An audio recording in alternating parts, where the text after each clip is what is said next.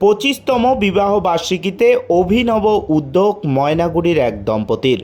1999 সালের 10ই মে 4 হাত এক করে জীবনে একসাথে চলার অঙ্গীকার করেছিলেন। অগ্নিকে সাক্ষী করে ধুমধাম করে বিয়ে হয়েছিল দম্পতির।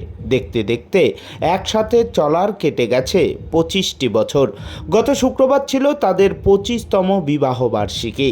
আগে থেকেই দুজনের ইচ্ছা ছিল নতুন কিছু করবেন, যাতে মানুষের উপকার হয়। আর যেমন ভাবা ঠিক তেমনি কাজ। 25তম বিবাহবার্ষিকী উপলক্ষে স্বেচ্ছায় মরণোত্তর চক্ষু দান করলেন ময়নাগুড়ি পৌরসভার আনন্দনগর এলাকার এক দম্পতি। পৌরসভার বাসিন্দা শুভঙ্কর চক্রবর্তী ওরফে কোকো এবং তার স্ত্রী শিল্পী চক্রবর্তী এদিন সন্ধ্যায় জলপাইগুড়ি সায়েন্স অ্যান্ড নেচার ক্লাবে গিয়ে স্বেচ্ছায় অঙ্গীকার করেন তারা। সেখানেই কেক কেটে তাদের 25তম বিবাহবার্ষিকী পালন করেন তারা। তাদের এই উদ্যোগকে সাধুবাদ জানিয়েছেন ময়নাগুড়িবাসী।